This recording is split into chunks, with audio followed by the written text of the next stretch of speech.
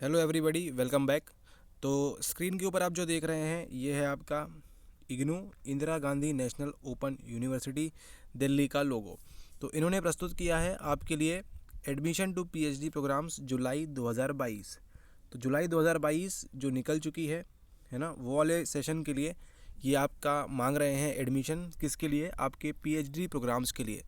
इस पीएचडी में admission selected लोगों को मिलता है और उस सिलेक्शन के लिए आपको क्या देना होता है? आपको देना होता है पहले एक entrance examination.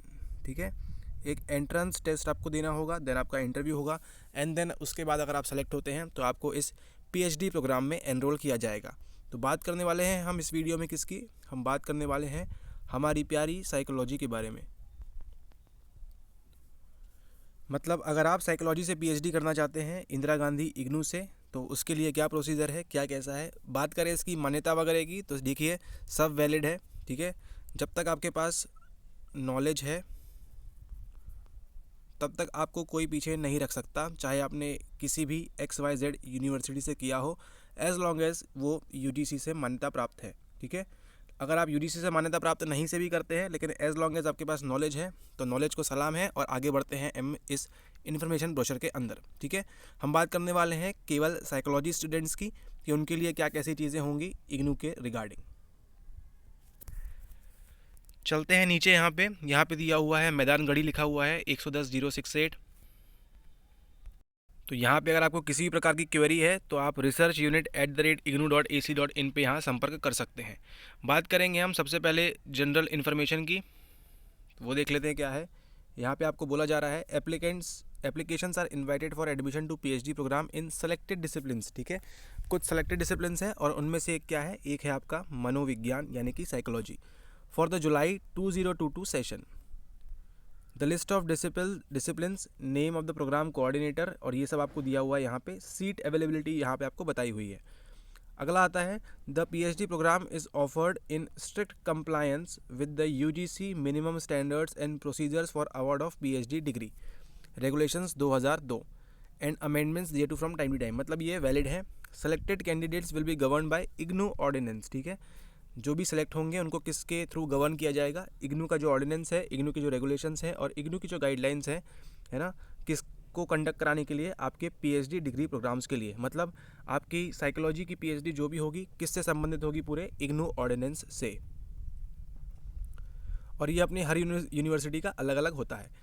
Admission to the PhD degree programmes is strictly on merit. ठीक है, केवल किस पे बेस पे होगी? आपके मेरिट बेस पे होगी, based on the performance in the entrance test and interview. मतलब आपके पास दो ऑप्शन होंगे, मतलब दोनों कंपलसरी हैं आपके लिए। पहला होगा आपका पहला होगा आपका एंट्रांस टेस्ट और दूसरा होगा आपका इंटरव्यू। ठीक है, दोनों में आपका नंबर आएंगे और मेरिट के बेस पे आपको सेलेक्ट किया जाएगा। अगली बात करते हैं यहाँ पे आपका admission to the PhD degree programme is strictly on merit base. ठीक है, समझ गए। बात करेंगे सिलेबस की। The syllabus of the entrance test is as per the UGC minimum standards and procedure 2002 का, ये तो आपको याद हो जाएगा। Comprising 50% on research and 50% on specific subject. तो यहाँ पे कह रहे हैं कि आपका जो एग्ज़ाम होगा, ठीक है, एंट्रांस टेस्ट होगा, उसमें क्या होगा? 50% आपका अध्ययन विधियाँ होंगी, ठीक है, रिसर्च मेथड्स होंगी 50%, और 50% क्या होगा? स्पेसिफिक सब्जेक्ट के ऊपर आपसे पूछा जाएगा। देन बात करें the question paper shall have questions consisting of 50%। The entrance test shall carry a weightage of 70%। तो आपको जो टेस्ट रहेगा उसका वेटेज कितना है? 70% रहेगा। और 30% weightage shall be given to interview और वाइवा। ठीक है, तो आपका जो इंटरव्यू वाइवा होगा उसको कितना मिलेगा? आपको वेटेज 30% मिलेगा। फिर यहाँ पे एक और इम्पॉर्टेंट बात, IGNOU offers PhD programme under 2 categories. 2 category के अंदर बनाता है ये, part time and full time. Both categories of students will be required to attend classes if course work is allotted to them. ठीक है, तो यहाँ पे आपको अगर कोर्स वर्क मिलेगा तो आपको ये अटेंड करना क्या होगा? रिक्वायर होगा, मैंडेटरी होगा। ठीक है, भले ही आप पार्ट टाइम करें या फुल टाइम करें। In case a candidate does not meet minimum eligibility criteria and appears, तो ये सब कुछ काम का नहीं है आपके। ठीक है, हाँ, अगला जो काम का है आपके वो यहाँ पे ये है number J, the minimum and maximum duration of PhD programme is 3 year. मतलब कम से कम 3 साल एंड 6 ईयर्स रिस्पेक्टिवली, ज़्यादा से ज़्यादा कितना? 6 साल। यहीं पे जो वुमेन कैंडिडेट्स हैं और पर्सन विद डिसेबिलिटी उनको 40% से ज़्यादा होनी चाहिए, है ना। Are given 2 years extra in the maximum duration, तो जो भी मैक्सिमम ड्यूरेशन है कितनी है, 6 साल है, ठीक है। तो उसमें उनको 2 साल और, मतलब 8 साल तक ये लोग, कौन, वुमेन कैंडिडेट्स और पर्सन विद डिसेबिलिटीज़, ठीक है, वो लोग इसमें 8 साल तक भी कर सकते हैं। The PhD programme involves course work, important, the PhD programme involves course work during the first 6 months of admission, मतलब जैसे ही आपका एडमिशन हो जाएगा, है ना, उसके पहले ही 6 महीनों में क्या कराएंगे, आपको कोर्स वर्क कराया जाएगा, जिसके लिए होना क्या है, ज़रूरी है। Which will be conducted in IGNOU campus at new Delhi only, कहाँ पे होगा, केवल और केवल देश की राजधानी नई दिल्ली में ये होगा, इग्नू कैंपस में। A student has to attend the course work on a regular basis, ठीक है, करना ही होगा। At least 80% attendance is compulsory, obviously जो PhD कर रहा है उसको तो ये करना कंपलसरी है, ज़रूरी है। 80% से आप 100% तक अटेंडेंस रख सकते हैं, भले अगर आप वहाँ पे ताजमहल और आगरा यहाँ वहाँ घूमने अगर आप ना जाए तो, ठीक है, ओके। अगर हम बात करेंगे अगली, as of now IGNOU does not have hostel facilities for students, तो आपको हॉस्टल नहीं, तो आपके रहने का, खाने पीने का प्रबंध आपको स्वयं खुद करना होगा। PG वगैरह, फ्लैट वगैरह आप स्वयं देख सकते हैं, कहाँ पे, दिल्ली के अंदर में, अगर आप इसमें सेलेक्टेड होते हैं तो। अब बात करेंगे यहाँ पे general eligibility criteria for PhD, हम बात कर रहे हैं किसकी, रिगार्डिंग साइकोलॉजी, तो उसको भी हम देखेंगे। The eligibility criteria for admission to PhD programme are as follows, अच्छा, मास्टर डिग्री चाहिए कितने परसेंट से, 55%, कम से कम 55%, जो आपके नेट के लिए क्राइटेरिया होता है, सेम क्राइटेरिया यहाँ पे भी बताया हुआ है इन्हें। आपको क्या चाहिए, आपका मास्टर्स डिग्री चाहिए आपको, यानी आपका MA चाहिए यहाँ पे साइकोलॉजी के अंदर, मास्टर्स आपका होना चाहिए, ठीक है। And other categories of candidates as per the decision of UGC from time to time, और 50% मार्क्स किसको चाहिए, SC ST एंड OBC, NCL में जो आएंगे, डिफरेंटली एबल्ड, EWS, ठीक है। तो सिंपल सी बात है, जो यहाँ पे UR कैटेगरी के हैं, UR कैटेगरी, सिंपल सी बात है, UR कैटेगरी जो है 55% चाहिए कम से कम, ठीक है। और आपकी जो बाकी कैटेगरीज़ हैं उनके लिए 50% मार्क्स चाहिए, किसमें, आपके मास्टर्स में, ठीक है। चलिए अब आगे बढ़ते हैं। यहाँ पे दिया हुआ सिलेक्शन किस प्रकार से होगा, ठीक है, आपने सब भर दिया, कर दिया, आपका सिलेक्शन किस प्रकार से होगा। Number A, the entrance test will be conducted by the university across the country, the list of eligible candidates to appear for the entrance test will be displayed on IGNOU website, तो आपको इग्नू की website पे आपका नाम दिख जाएगा। No separate communication shall be send to candidates in this regard, तो कोई आपको घर में आके बताएगा नहीं कि आपका एग्जाम है, आप वेबसाइट चेक करते रहें और चैनल को सब्सक्राइब कर लें, ठीक है, अगर आप साइकोलॉजी वाले हैं तो, नहीं है तो भी कर लीजिए। Hall tickets enabling the candidates to take the entrance test will also be displayed on IGNOU website, तो आपको एडमिट कार्ड, हॉल टिकट भी आपको कहाँ मिलेगा, एंट्रांस टेस्ट के लिए वेबसाइट पे मिल जाएगा। तो आपको क्या करना है, जैसे आप नेट के लिए डाउनलोड करते हैं, प्रिंट करते हैं, उसी तरह से इस चीज़ को भी कर लीजिएगा।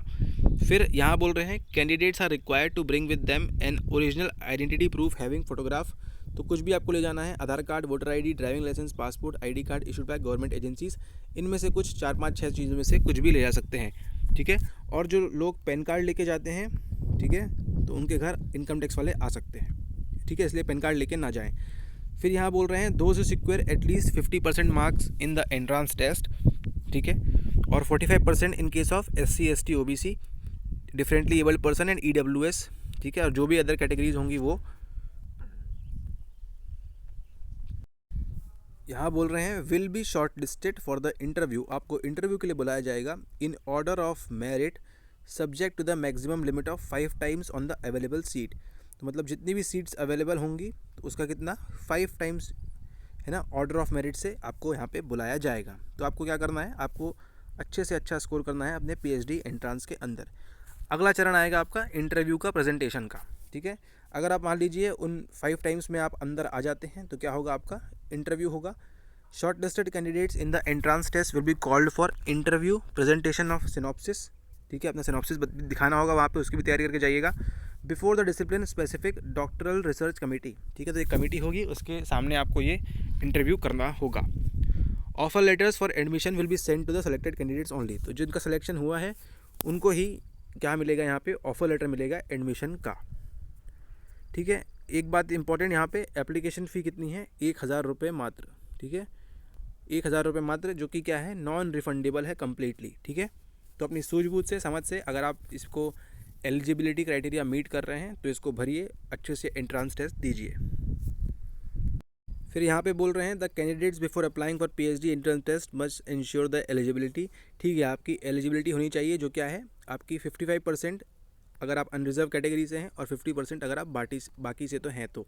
ठीक है, इन case a candidate applies for a particular discipline which does not fall under the specific eligibility criteria, तो इससे कोई मतलब नहीं है। आप एलिजिबल हैं तो ही ये वीडियो देख रहे हैं और तो ही आप पढ़ाई करेंगे अपने एंट्रेंस टेस्ट की। ठीक है, तो इनको लिखना था इसलिए इन्होंने लिख दिया the candidates are required to download the field in registration. तो जो भी आप रजिस्ट्रेशन करेंगे या फिर आपका जो एप्लीकेशन फॉर्म होगा अपने फ्यूचर के लिए इसको क्या करेंगे आप डाउनलोड करके रख लेंगे अपने पास और किसी भी जगह पे जाके कैफ़े में जाके आप इसका प्रिंट आउट करा लेंगे। ठीक है, इसका ध्यान रखें।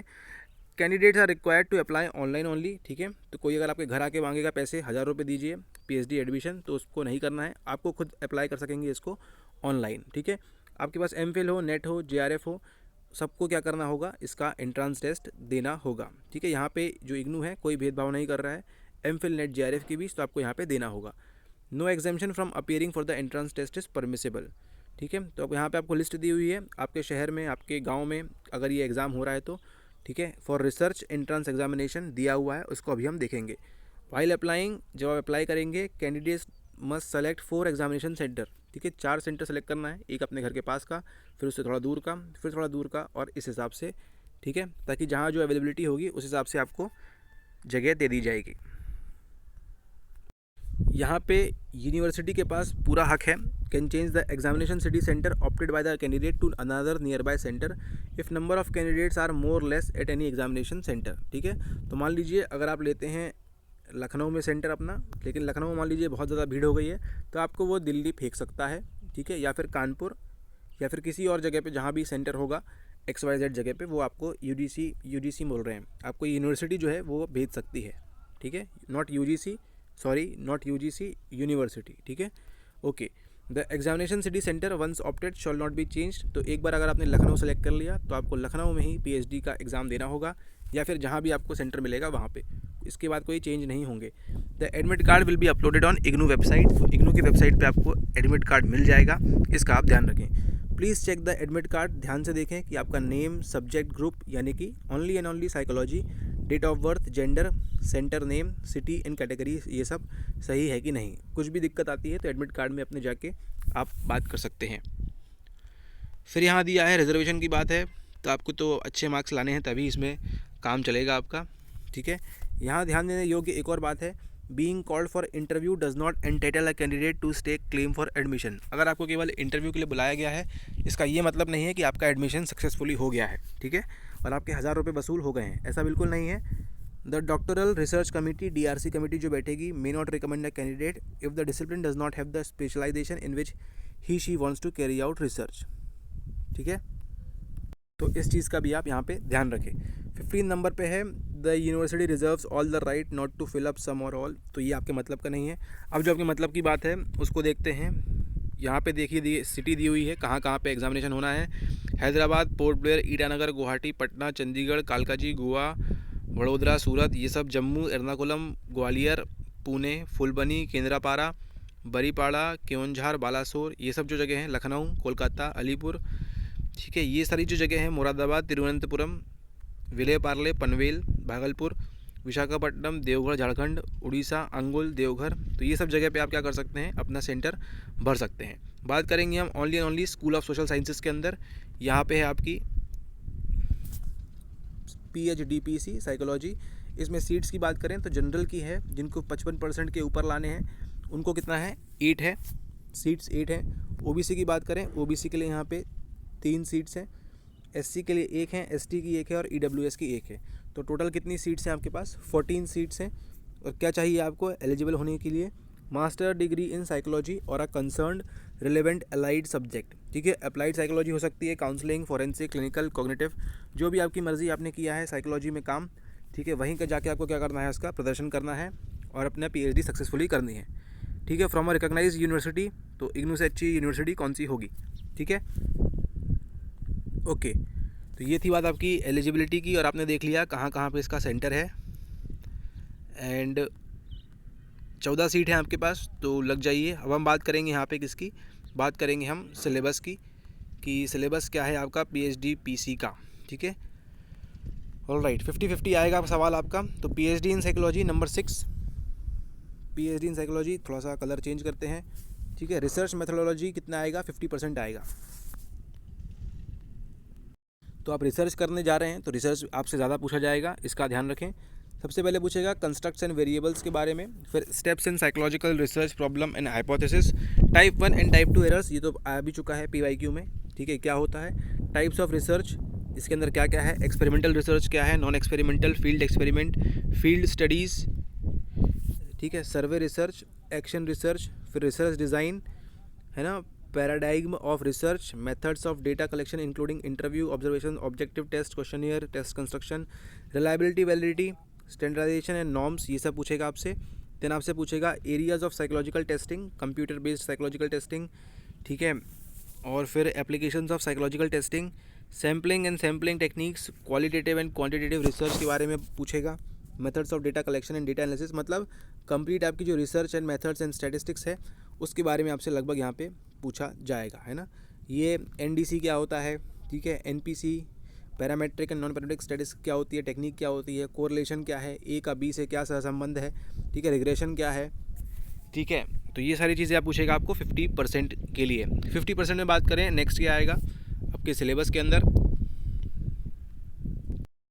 यहाँ आपसे पूछेगा subject specific 50%, eastern and western perspectives on psychology, historical development of psychology in India, किस प्रकार से इसका मैसूर में, मुंबई में क्या क्या हुआ, इंडियन साइकोलॉजी की बात करेगा जो बहुत ही गर्त में है, human cognition and mental processes की बात पूछेगा आपसे, theories and assessment of personality के बारे में, इंटेलिजेंस और क्रिएटिविटी के बारे में, motivation and emotion important, stress and stress management कैसे करेंगे आप, कोपिंग एंड कोपिंग स्टाइल्स क्या होती हैं,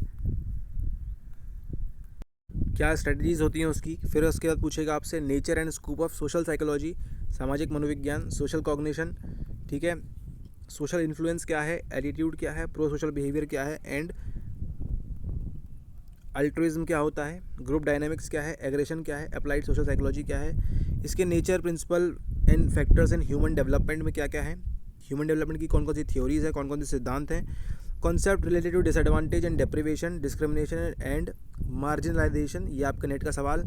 और फिर glass ceiling and glass floor effect क्या होता है, थ्योरीज ऑफ जेंडर डेवलपमेंट क्या है, कॉन्फ्लिक्ट को कैसे रिजॉल्व करेंगे आप, ठीक है। तो ये सारी चीज़ें जो हैं आपकी डिजिटल लर्निंग, साइबर बुलिंग, कहीं ना कहीं आपके नेट से संबंधित है ये, तो आपको पीएचडी टेस्ट में ईजी होगा। उसी के बाद यहाँ से introduction to industrial and organisational psychology, HRM, ठीक है, HRD, recruitment and selection, training and training methods कौन कौन सी होती है, workplace violence and harassment है, workplace behaviour and ethical issues क्या क्या होते हैं वहाँ पे, एथिक में क्या क्या दिक्कत आती है। फिर आपका है वर्क मोटिवेशन, फिर personality and attitude in context of organisation, industrial psychology start हो जाएगी, है ना, क्या चेंज है, citizenship behaviour, CSR, corporate social responsibility, कुछ पैसा आपको देना होता है, ठीक है, एम्प्लॉय काउंसलिंग कैसे करेंगे, फिर introduction to counselling, theories of counselling कौन कौन सी हैं, करियर काउंसलिंग एंड गाइडेंस, तो अगर आप को थोड़ा बहुत भी मालूम है काउंसलिंग के बारे में तो ये हेल्प करेगा आपको, ठीक है। और फिर हम बात करेंगे पैराडाइग्म एंड पर्सपेक्टिव ऑफ साइकोपैथोलॉजी, ठीक है, DSM की बात आएगी, डिसऑर्डर्स एंड ये सारी चीज़ें, ठीक है। तो ये है आपका सिलेबस। तो इतने सारी चीज़ें आपको REBT भी पढ़ना है, गेस्टाल्ट के बारे में जानना है आपको, डायग्नोसिस, कॉग्निटिव बिहेवियर, काफ़ी सारा है इन 50% में, तो आपको सेलेक्टिवली पढ़ना है, PYQ से देख के क्या आया है, कैसे आया है, उस प्रकार से आपको अपनी तैयारी करनी है। Alright, okay. तो इस वीडियो के लिए इतना ही। इस वीडियो में हमने क्या क्या डिस्कस किया, हमने डिस्कस किया इग्नू PhD एंट्रांस के बारे में 2022 जुलाई सेशन के लिए। कितनी फ़ीस है आपकी, 1000 रुपये फ़ीस है। सेंटर कहाँ है, आपके घर के पास हो सकता है। तो आप सभी को ऑल द बेस्ट।